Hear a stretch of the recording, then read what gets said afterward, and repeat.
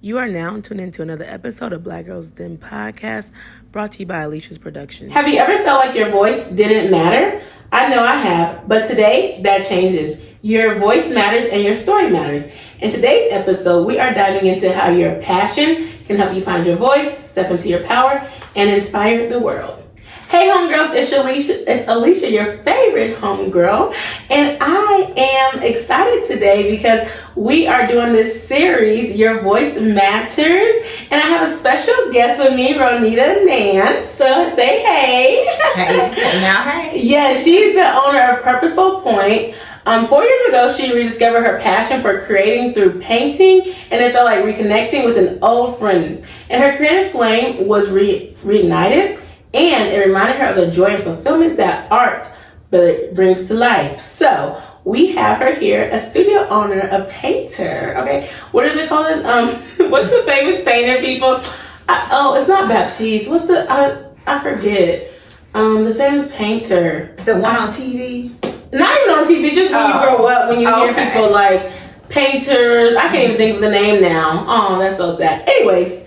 Y'all know her. Okay, Ronita. She's here. She does paint and sips and everything like that. Oh yeah, I did a paint and sip with her for Valentine's Day. And she does them all the time. She's like based in Louisville, and she also has paint kits, right? Mm-hmm. Painting kits. So yeah, if you're in the area, check her out. But I brought her today because I feel like sometimes with art, different things, get missed. And so with painting, I feel like that's still something that people do and it's fun. I have all my paintings from paint and sips. I'm okay now, girl. You might not need to do no more, but it's just a cool way to express yourself. And so I think that although, people have businesses and they sing, they do different things, it's just like painting is something calm, cool, and you can do it and it shows who you are. So thank you for coming on here. Is there anything you would like to share with the people that they might need to know about you? Actually, you painted with me twice. You painted with you came in the studio when she had her kickback. Yes, that's how I met you. Yes. Yes. It was a Latoya. Yes. Brew and Sip. Yes, Brew and Sip. Yes, that is how I met you. So I love it. I think it's a cool, fun thing to do. Even if you don't drink, because I don't drink and you still can go. I just be sipping some water. I just be having a good time. The music, the vibe, the ambiance is really cute. So yes. So I say a paint and sip, because that's what people recognize it as. Mm-hmm. But I have found that majority of the people that come in, they don't really sip. Mm-hmm.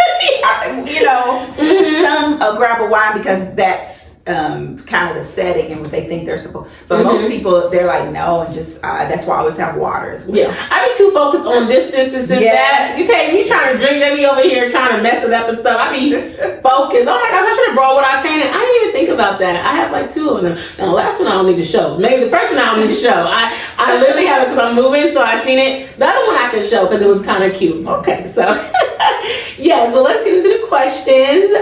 If you don't have anything else, can you share a little bit about your passion and how that became your voice? So I actually started selling jewelry, and I saw how it made people feel when they wore that jewelry. It's like it transformed, and they were just so happy and they shined. And so then I thought about, I was always trying to figure out what my gift was. Don't get me wrong, I've been drawing all my life. And when I wanted to figure out what my gift was, I couldn't figure it out. Imagine that. And so I, finally, it came to me that in the form of art. So I wanted to be able to make people shine through art, when a lot of times, everybody, the first thing people say is, I can't paint, I can't draw a stick figure. It's really not, to me, it's not what I'm trying to promote you to be an artist. It's another way to express yourself. I feel like everybody's a creative in their own way, not just with a paintbrush. Your creativity shines here, and everybody is, and you have to find that. And so, not that all of these people that I'm painting with, their passion or their creativity might not come through art, but it helps them to get there, it helps them to shine. And the energy that comes from, I'm all about the energy. I try to give out good energy, and the energy that comes from people who have created something for themselves is, for me, it's amazing, and that's what I feed off of. Oh, I love that. I'd be like, I could not do nothing with my hands, child. I done tried to paint it. I done did pottery. I'd be like, child, I'd be trying. I'd be like, this is not my lane, but it's still funny. You're like, oh, I made it, so I can see that, feeling that excitement. Like, okay, I made this. This is really cool. So helping them shine. I really like that. You said like helping them shine, kind of like, okay, makes it feel like warm to you. I really love that. That's so sweet. Did you always feel like your voice mattered, or did it take time to discover it? Oh yeah, like I said, I've been drawing all my life. I didn't feel comfortable giving away any of my drawings or my paintings. In college, I took figure drawing, and I did a couple of commissions, which was a challenge, again, for me to give away my art. And I gave away a few pieces. And then I might have drawn a few pieces after college, not very many. And then after life happened, all of that was put on the shelf.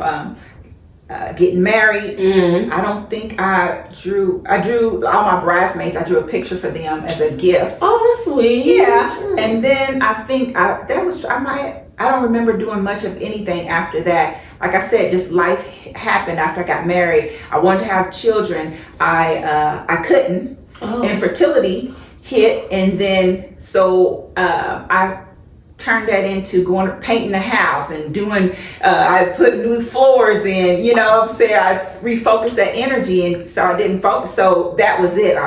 Actually, if I thought about it, maybe drawing would have helped me. But that's not what it's just. You went to paint a house, baby.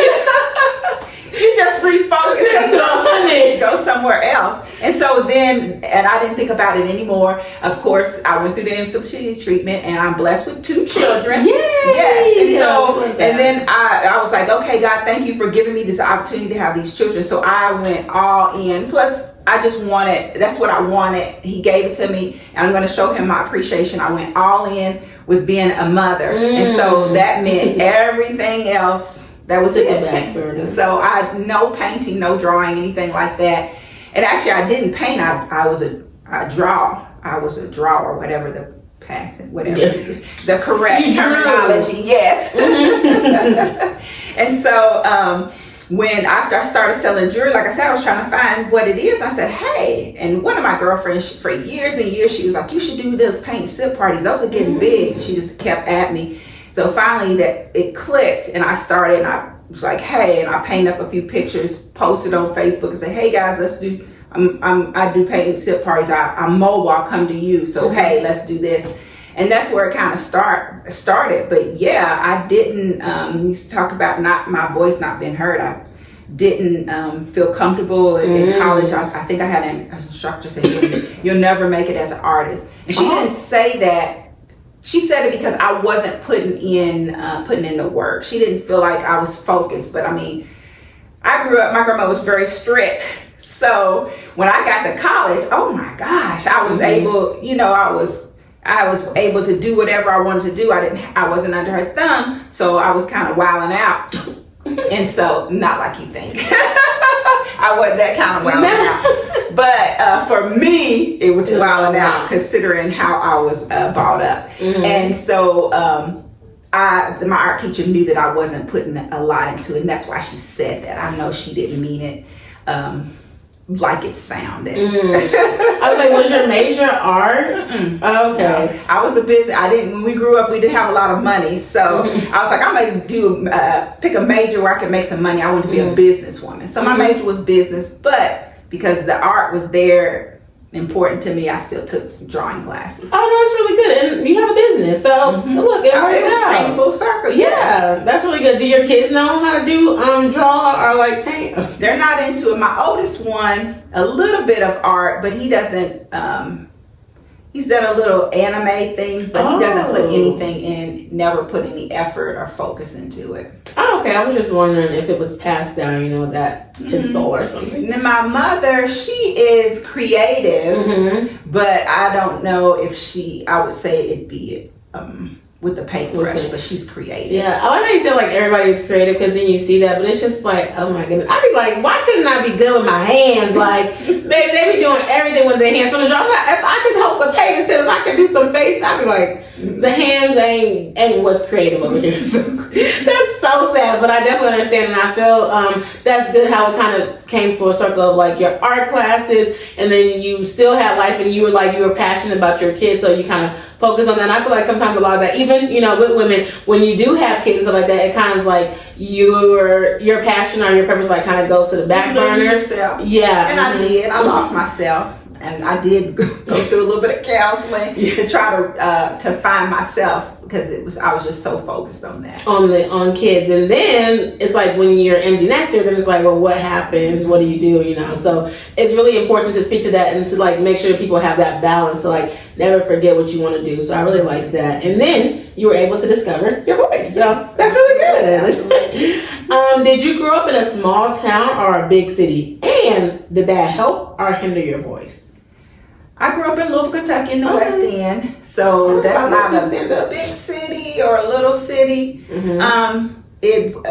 My world was small. Like I said, I wasn't allowed to do a lot past my block. My grandma was really strict. I was raised by my grandmother, and so I don't know if it would have made a difference if. Because I was really shy. I don't know if it would have made a difference if I was able to be in a bigger place or not. Well, if we want to stay right there, how were you raised? Like, were you raised like strong? Like, was it religion? Was it strong? Yeah, I was gonna ask. Like, was it religious? Like, were you raised Kojic? Were you raised Baptist? Like, were you? I was raised Baptist, small. My grandmother, kind of quiet, meek lady. So we grew up in smaller churches like kind of houses converted to a church, or just some smaller buildings in the West End. And but I won't say that she was. We were in the church, but she didn't really. She was raised. I think her father was a minister, and it wasn't like the whole time. I don't remember as a little girl. I remember as a little girl going to church with my grandfather, but not my grandmother. Oh, right. And I don't. Right. And she really. She was so strict. She was. It doesn't. Her strictness didn't come from religion. Oh, okay. That's what I was born and raised in the South. And she saw things happen to young ladies, and also for herself, that she didn't feel comfortable. I didn't do sleepovers. People say that. The ladies in the neighborhood raised you. Oh, no.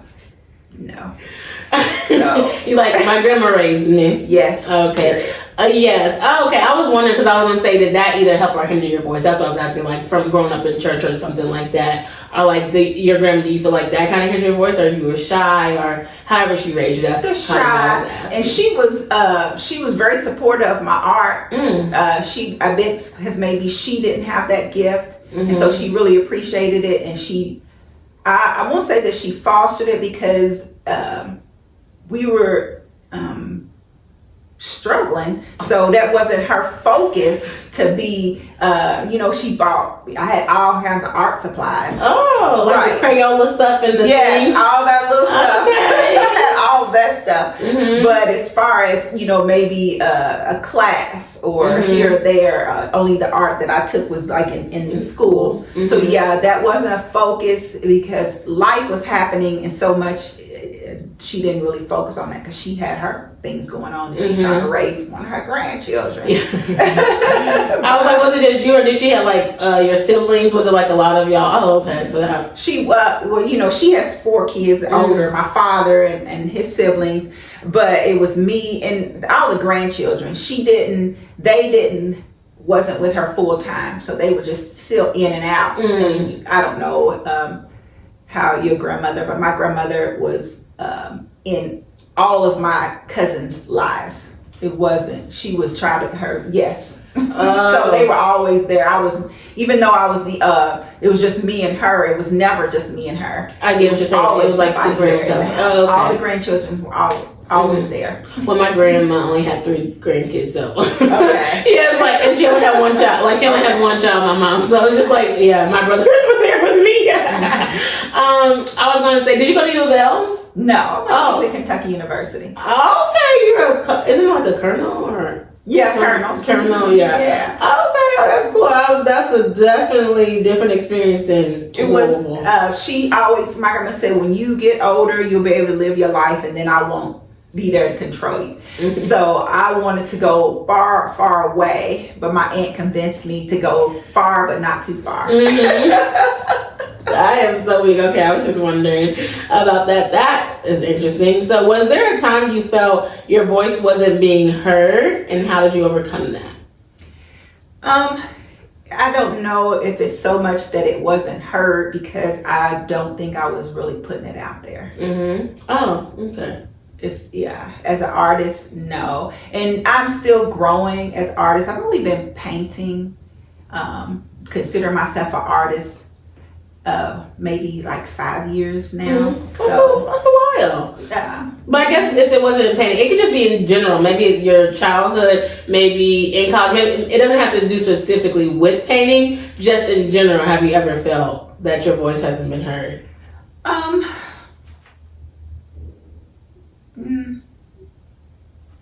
pretty sure there's times, but it's not. About it. Right, it's not that deep as far as anything specific. Okay. I mean, as being strict, my growing up being strict, especially after I went to college, and you're expressive and you talk and you do this and all this stuff. You stand up for what you believe in, and they have forums and you do all this stuff. And then I come home after college, because I had to live there, till I got on my feet or whatever. And then I wanted to say all these things about how strict my grandmother was, and we don't do this in life, we don't do all of that. And it was like, she don't play that, you don't disrespect her. And that was like, oh, I need to hurry and get out of here. I gotta find a job today. Okay, yes. Make it on my own. Yes.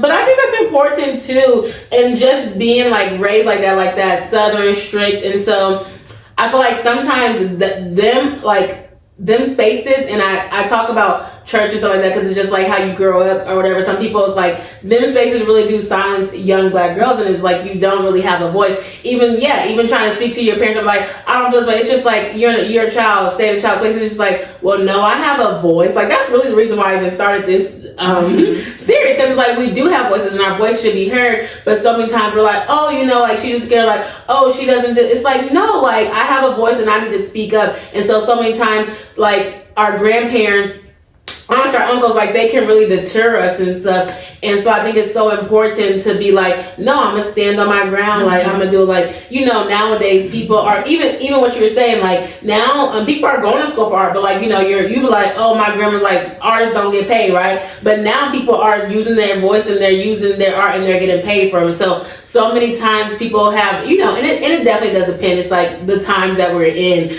but so many times like people can silence your voice just because of their fears. So, and it was a lot of that. It was my grandmother's fears, and just the way she raised. Because naturally, as a parent, to a point, you raise because you thought that was a good starting point. You raise your kids the way you were raised. Now, not so much for me, and it wasn't because it was bad. My grandma was my best friend. When she let go, she was my best friend. I love her, and but I just wasn't really crazy about how she was. Yes, how structured my life was. Yeah, structured. That is so funny, because we literally, the next question said, did you have any fears or doubts when you started embracing your passion? Yes, when I decided that I wanted to do a paint tip, I was excited. I was on board. I was, full charge. One of my cousins is an art teacher, and I was like, hey, come do this with me. We're going to do this. I'm going to do that. I had all these things. And that was like in June-ish. And then all of a sudden I just got and I stopped. And for 3 months, I didn't talk about it. I didn't say anything. I didn't move forward with it or whatever. And I was just scared. Oh, how did you get out of that then? I can't really say I did. I just did it. Probably about November, I finally went ahead and I told my family, hey, come over. we're going to have a paint and sip, come up to my house. And I think I did the first one. It was in November. I invited all my family over, and I took all the furniture out of my basement, set up some tables, and we painted. Okay, you started from the bottom, now we're here, because now you're in the studio. Yes, okay, because you started from the basement. Yeah. And so you just got all the supplies, and your family just came and they just did it. So did you do like content, or like was that the point of it, to kind of just like showcase what you could do and stuff like that?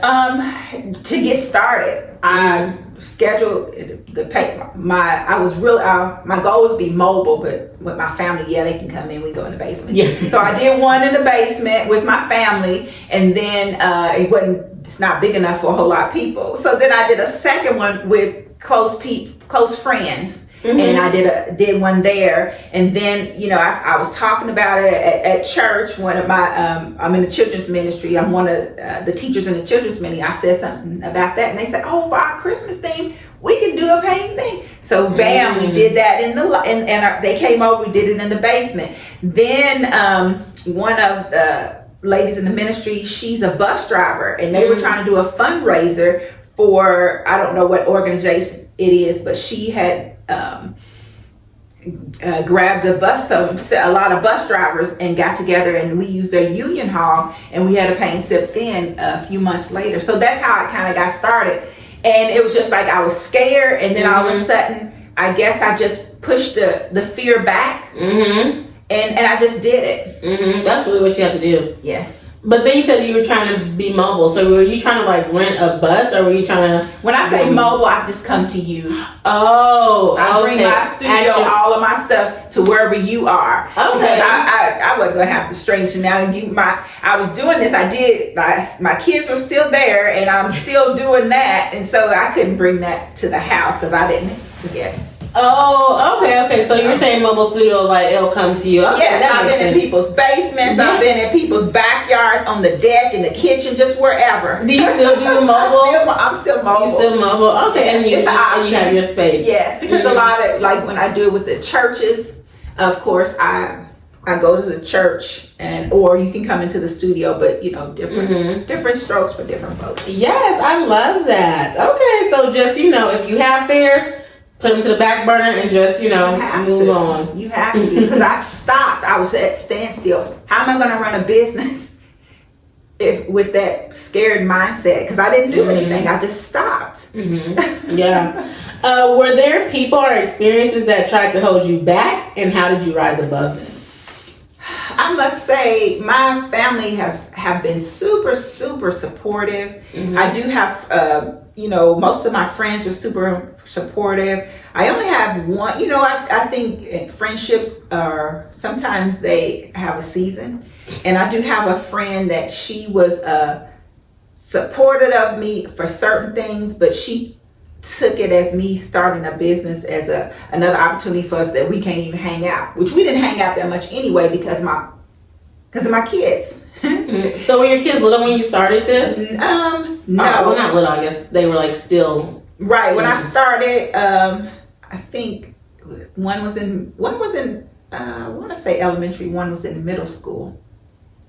So with the mobile, but they were right there. They were with me, as they were right there with me, and unconsciously teaching them about business. Oh, yeah. So meaning they were like, if I went to jewelry, when I was selling jewelry, of course we had to do that mostly at events. And so one of them, he was right there setting it up. And he wasn't like into the jewelry, but he was about selling the jewelry, and he was shy and quiet.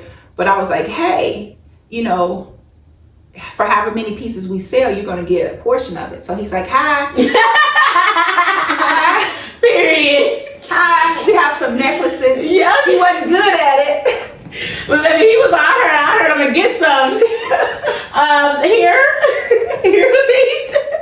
I love that so many people like that come here, they talk about how they have their kids invested in their kids want to do. So that's cool. You're like showing your kids kind of, what it looks like and how, what it takes to kind of make some money, because it's something that you do, that you're good at. And then I started jewelry business, and then I added on, and the one son focused with my jewelry business, and the other son, he kind of went with me with the paint setting up the painting. So, but he was almost in high school when he started. So he was in high school. COVID hit right as I started my business. So that would have put him in high school and my youngest in middle school. So that's where they were. Okay, your kids are still kind of young. How do they feel about it now? Like, with your business, do they still help you, or? Yes, absolutely. They don't even blink an eye. It's like, I got an event coming up. Okay. And now my oldest one, he's junior in at UK. And my youngest one is a senior at Atherton. Oh, okay. So, yeah. So now it's kind of different because, it's different. I have less help, really. So I started kind of calling on, hey, can you help me? Oh, yeah. You were saying that your friend was trying to say, like, we don't hang out no more because you started your business? Right. That was, right. She was, and a naysayer. She was. She had some negative energy. Her mouth said one thing, but her energy said differently. And I know that whenever she asks me how my business is going, I don't feel like that's sincere. So you still talk to her now? I do, because I feel like she don't need me, but she needs somebody in her corner. And even though she is who she is, I still love her. So I just distance myself a little bit and might have, texts here and there. I know she hates texts and she prefers me calling, but because I'm doing what I have to, when you do things, it's a fine line, it's a fine balance. One little thing could push you over the top, and then you're broken down. And so I just feel like life is always happening, and it is a lot of work to keep yourself up, to keep yourself positive and going and going and going. And so when you, and it's okay to break down a little bit sometimes, but I'm not going to allow myself that time to kind of wallow in negative energy. Negative and so energy. You're like, you're trying to keep have my own, right? I only have, life is still happening. I still he's my son. We trying to get in college. He's got an F on a art history class. What? Art history. I'm saying your mom is an artist. What you doing? Yes. But now art history now, Art history. Come on now. There's no reason why. And so, I mean, that sounds simple, whatever, but that's still a stressor, because we need some money to get into college, because although I am a business owner, it ain't enough money to pay for 2 boys in college. I already got one in college. He's about to go to college next year. And then I got another one going to college. So and that's just an example of all the stressors already going in. I've been married 25 years, and that's not easy. Yes. Was it this year was the 25th? This year was 2025. This will be in 2026. So wish you luck. Okay, y'all got married in 2000. Yes. Taking over for that 2000. Did y'all play Cash Money Records at the reception? I don't remember. I don't even know if that song was out. Yeah, it's Take Over for the 99. That's why I know it. Cash Money Records. I don't know. It's like working with your right? Yeah, it was like Taking Over for the 2099. That's why I said it, because it's that song, and everybody says it when the 2000 comes out. So I don't know. Let us know. But okay, so you married, but so I see what you're saying. You're like, I'm married. Like, I gotta worry about my kids. And even you're a business owner.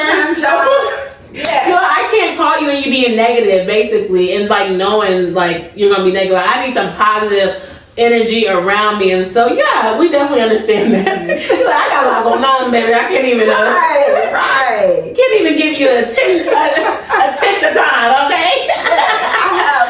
If I schedule a party and then I don't get any sign-ups, that's stressful. I don't want to talk to you and knowing that you're like, you know what I mean? I can hang out with you. Yes. Yes. Like, girl, no, you better come to the party. Like, girl, what you doing? But that's true. Even with that, though, that's a lot. Like, you are married, you have a full-time job, and a lot of people, they be like saying, quit the full-time job, do your full business. But it's like you're balancing all that and kids, and then your social life probably does kind of take a back burner a little bit because you're doing every single thing, like with your business and stuff like that. So definitely understand that. But I love it. Yes. I'm energized by all of that. Yes. And it's the social life. It does fall to the side, but really it's because if you manage your life right, I can do all of it. I just choose not to. But I think people talk about burnout, and sometimes I worry about, will I burn out? So I was like, okay, I'm not going to do any business on the weekends other than having parties or whatever. And then I'll be watching TV and slide my computer over. And I don't feel burnout. Yeah, maybe because it also maybe depends on your type of business too.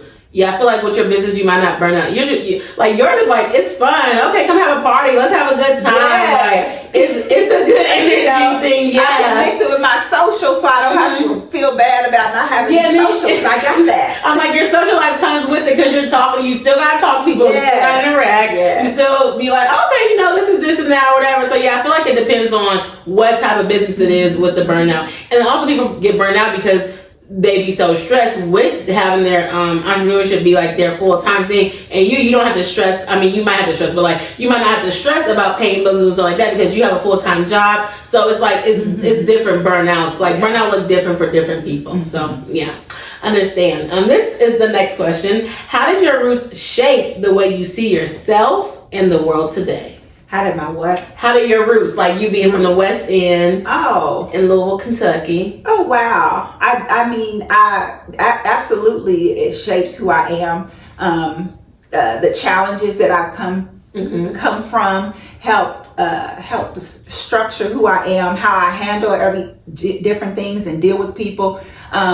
Being on this side as far as when I'm teaching the painting. How people come at me, how people come, the different personalities in the studio are like that. I know that if I'm gonna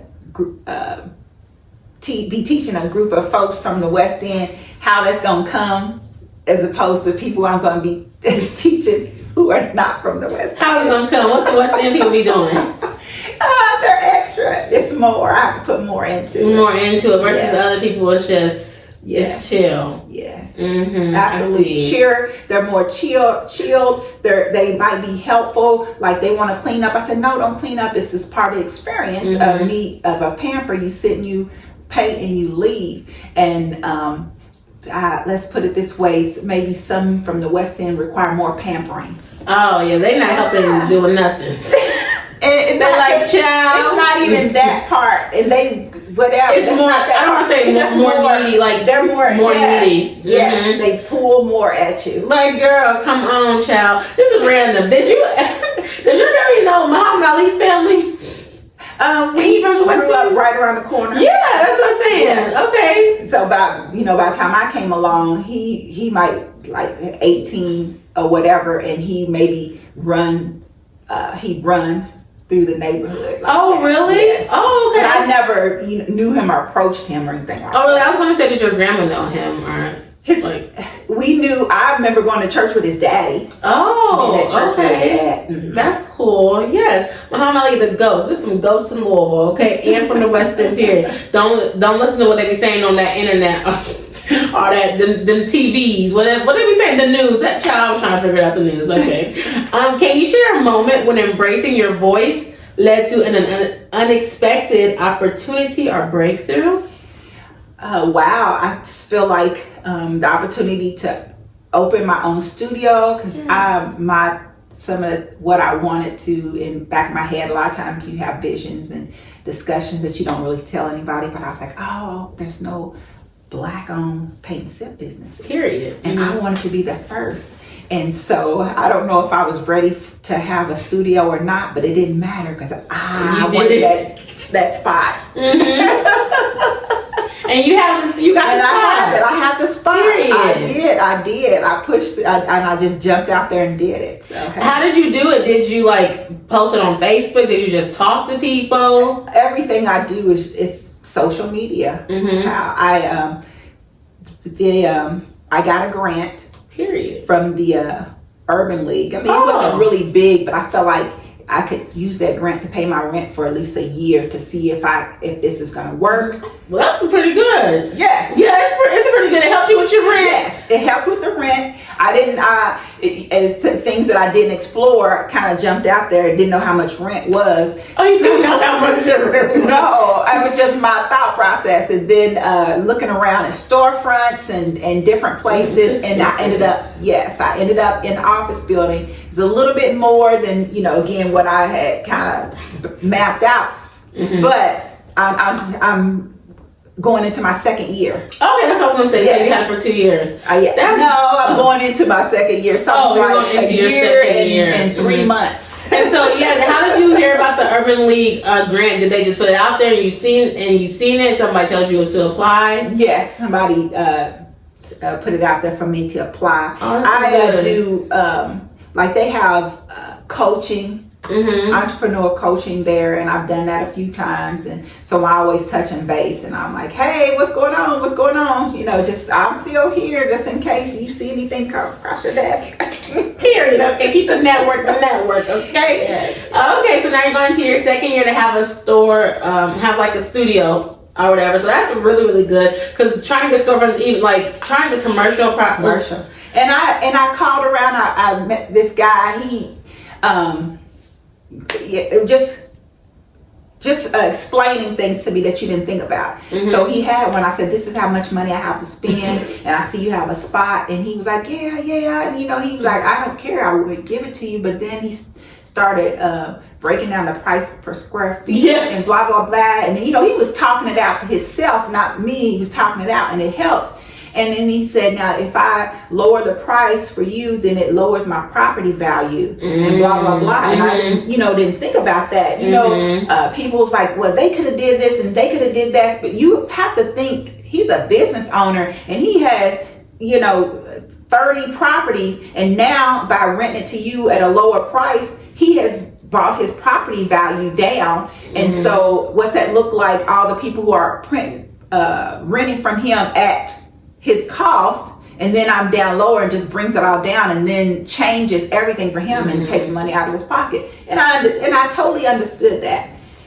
So I personally don't agree with property value, but I can hear you. And everything is a business. Right. Property value, that's a scam. I'm sorry. Mm-hmm. Because square footage, and that's another thing too, because when I was looking at commercials, like square footage, when you get a apartment, you don't do square footage. They just be picking whatever number they want to charge for a dang rent. I'd be like, and then it's square foot, and it's 15. I'd be like, you be like $15. Child, I can't even get a 500 square foot nothing. So that's really great though. So you were able to use your voice, and you were able to, share what you wanted, and then you were able to get that. So that's good. You reap what you sow. So period. That's really great.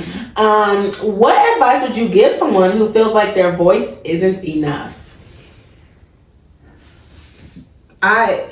It is enough if you feel, I think it's just your mindset. Mm-hmm. It's enough, and you have to be your own advocate.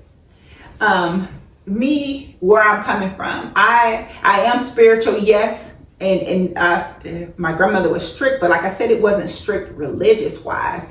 I developed my own relationship with God, my Christianity. And I feel like what I do is a gift. Mm-hmm. And I didn't always understand that it was a gift, but the more that I teach people and I see that, I say, all you got to do is paint it to your left, and they paint it to the right, paint it down. And it's totally not what I said, because everybody doesn't have the same gift that God gave me. And I'm very appreciative of him for that. And I feel like I don't know, I'm not going to quote the Bible and say these stories, but there's one particular story that speaks to me, is where he gave these 3 men talents. 3 wise men? No. 3 men talents. And he gave them each the same talent. He sent them out. And then when it's time to come back to him and bring what have multiplied, he didn't say, he just gave them to him, sent them out, they came back.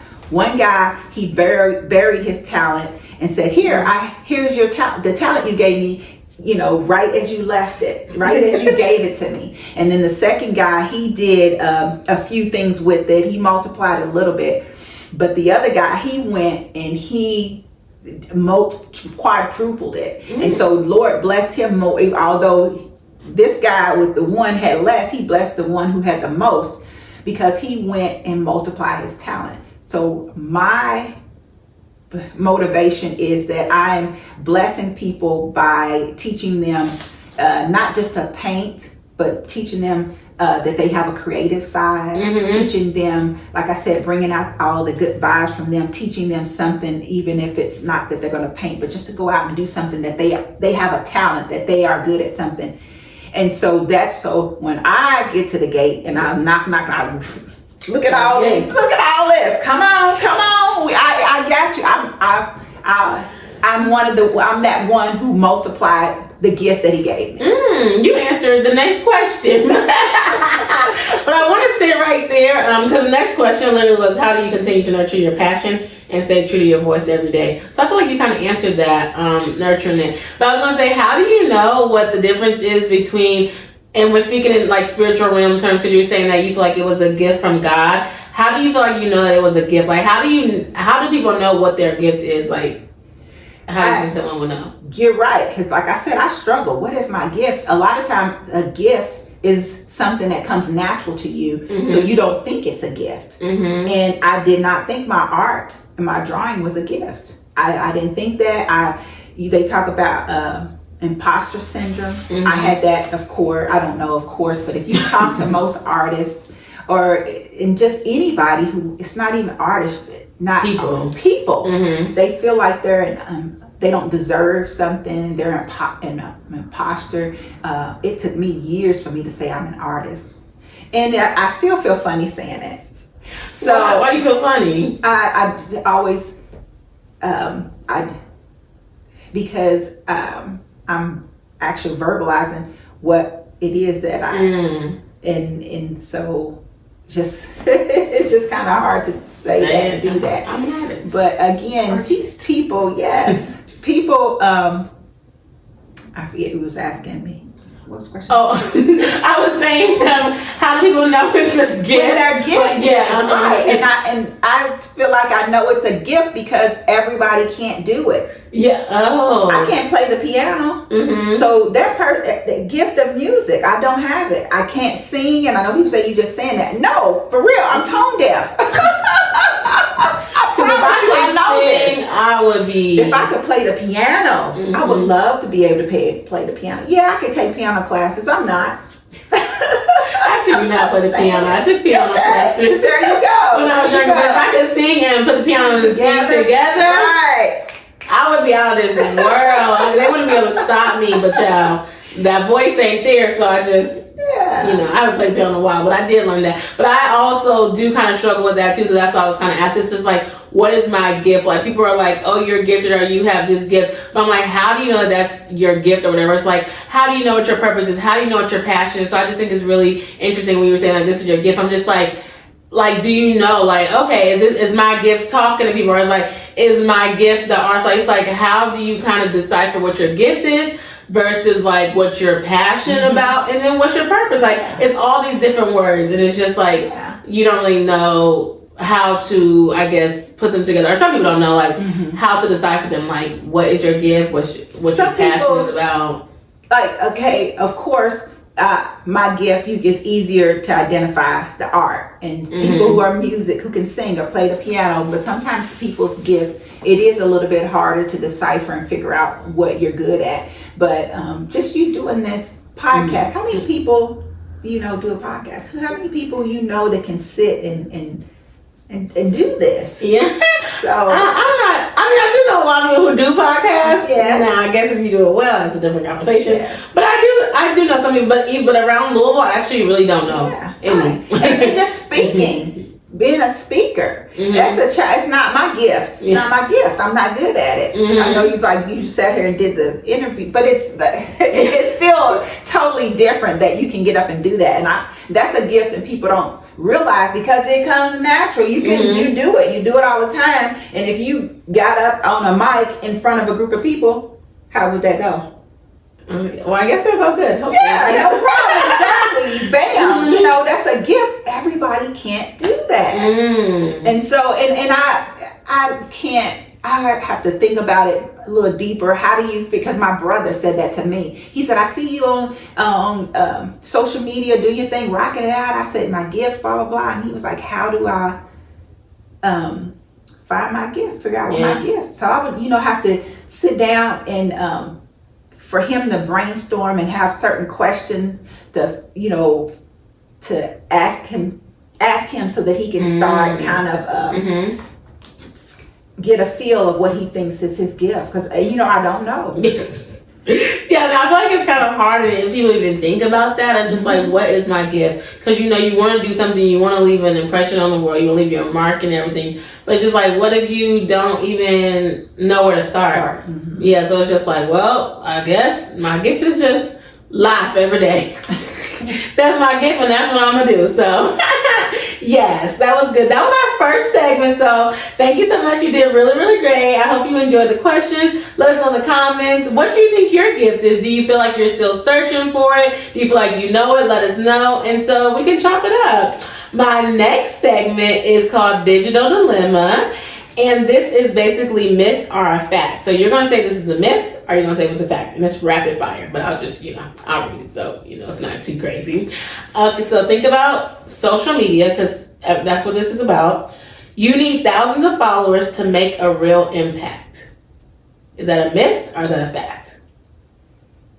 I would say it's a myth, because I don't have them, and I feel like I am making an impact. I don't know if you consider the impact. I see you say, hey, it's a paint lady. I see you painting. I see you this. I see you that. My sister painted, my blah, stuff like that. So people recognize me. I don't know if that's considered an impact, and I don't have as many followers. And I wasn't social media before I started doing this. So it's to grow my business. And so I don't have enough people to grow it the way I would like to on social media. So I'd say no. But yeah, I feel like, it is an impact, because they remember you. That's impactful. Like, they remember, they're like, that's impactful. Social media, but I don't have thousands of it to make the impact. Yeah, so then so it's a fact. Oh no, it's a myth. It's a myth. It's a myth. You need thousands of followers to make a real impact. So no, it's a myth, because you're making a real impact, and you don't have thousands of followers. Right. All right.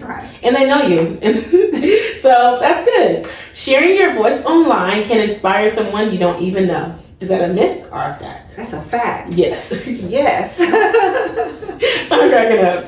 Okay. You don't have to be perfect to make a real impact online. That's a fact. Okay. Yes. It's too late to start building your voice online. I'm 57. Period. So no, it's not too late. Never. So that is not a so that's a fact. Like, that's a myth. It's not. It's too late to start building. So yeah, no, it's never. a myth. You have to follow trends to be heard online. I don't believe that's a myth. Okay. Social media can be overwhelming, but also offer opportunity.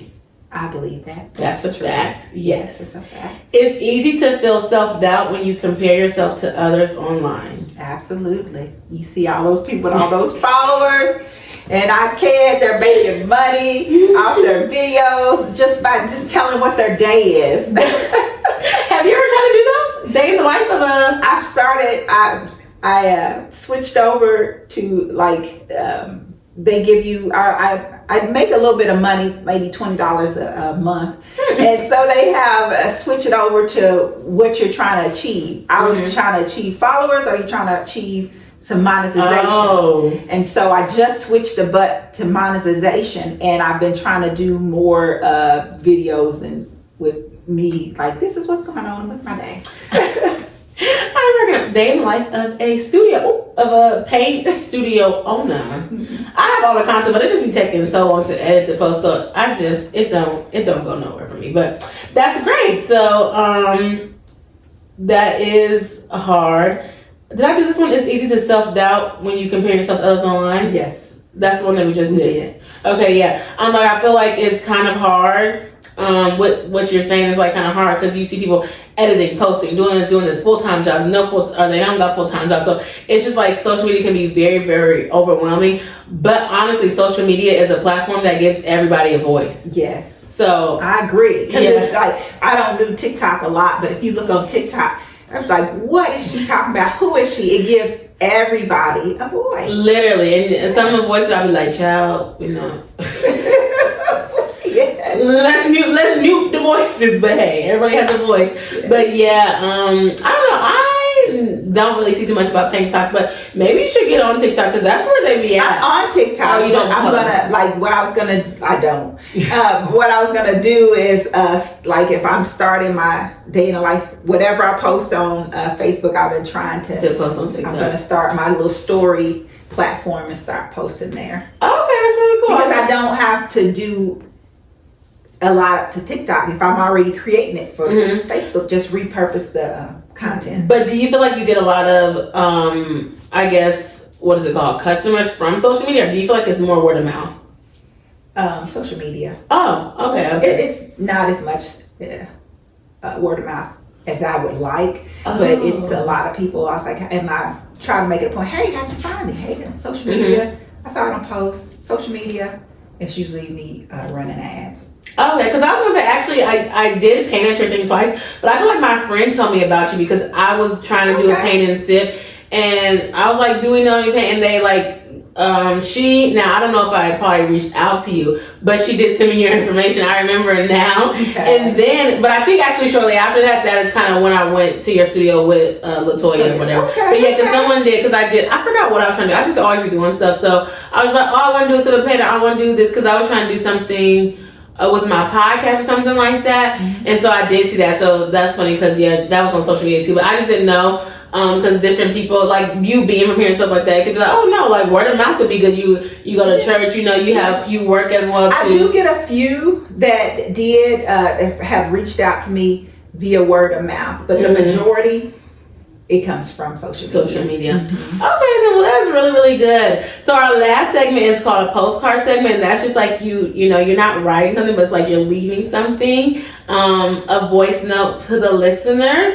So if you could leave our listeners with one empowering message about finding their voice, what would it be? And that would be that everyone is a creative. Oh, okay. You just have to figure out where that fits in with your life. But I do feel everyone is a creative. People with all these different, I won't say people think of hustle as negative, but little side hustles where you do, I create this, I stitch, I crochet, I create, I craft, and hey, you're creative. Okay, so you believe everybody is a creative. Creative. And I'm saying with your hands. I just want to say, I don't feel like it's always with your hands that you're a creative. Certain people who are, like sometimes people come in, they want to paint. It's like, I don't know what colors to paint. I said, look at your outfit. You coordinated that. You put it all together and, and you can't figure out what colors because to me, that's a gift as well to be creative because I am horrible at coordinating my outfits and stuff. When I put one together, I call my cousin, take a picture. It's like,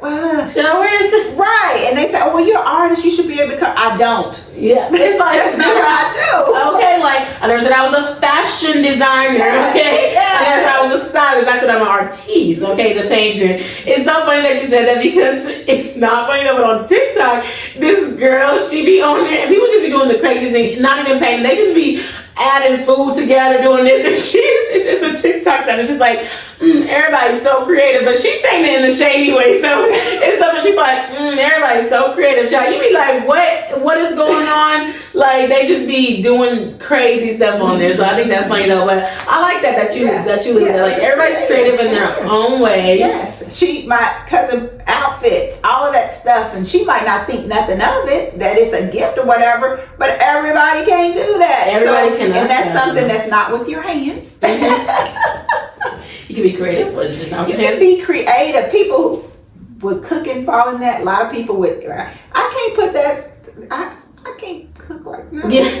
I might wear that's still technically your hands though. It's with your hands. It's with your hands. So let me think of something. But no, I just feel like there's other ways of being people who are who decorate. There's so many, and there are. Now you're gonna make me kind of think about something that I see people who are so creative without being their hands. Promoters, the creative, knowing who and where it went, put people here and there. It's so many things. Oh yeah, and I do like that, like interior designers. Yeah, I'm like, oh, you have this eye, you can look at this. I'll just be like, baby, I'll be like, give me all the gifts. I want all the gifts in the tablet. Yes. And they'll take, you send a picture of your space and they're like, okay, this, and this. And don't, and not use their hands other than point, you know? Clicking it. There are so many ways. Yes, I love that. Well, thank you so much for coming to the couch. I really enjoyed this episode. I hope you did too. Tell everybody who's listening where they can find you at, how they can book a paint and sip, how they can support you. Absolutely. So, of course, I'm on Facebook, is based on my demographic a little bit. I do have but I'm on Facebook at A Purposeful Point, and point is spelled POINTE. I gotta be a little creative. At A Purposeful Point on Facebook and on Instagram, and I'm working on TikTok.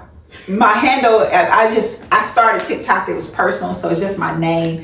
So you can find me there, and also on YouTube.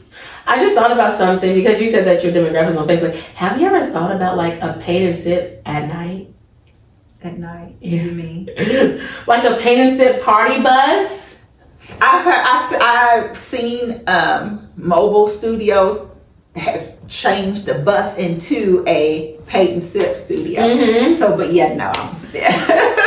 I noticed like she did have a mobile studio. I don't know if she still does it now, but she did paint and sips and she did it. But no, but I was thinking, well, you were talking about demographics, and that's what I thought about. But just think about it.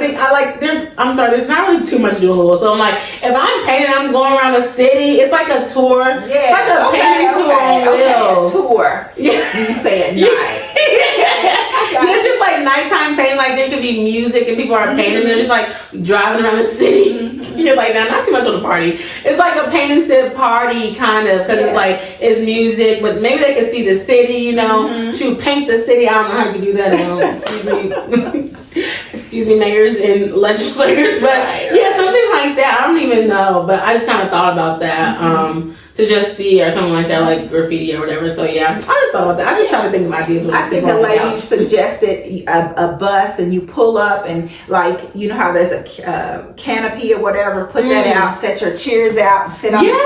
So she suggested that would be awesome. Yeah, you should do that. Yes. That would be really cool. I love that. So if this is your first time on, the podcast, listening to it, make sure you subscribe to our channel, YouTube, Black Girls Den Podcast. Make sure you listen on all streaming platforms. We upload every Wednesday at 12 o'clock on YouTube and 5 a.m. on audio. And thank y'all so much for listening to this episode. I hope you enjoy it. Check out, the other episodes on this series. We are coming with all the women who are sharing their voice through their passion. And if you are so inspired and you feel it, let us know how you are sharing your voice with your friends, with your community, or just in general, like something that you want to do that you might feel inspired to do by listening to these episodes. So thank y'all so much for listening, and have a great rest of your day when you watch this.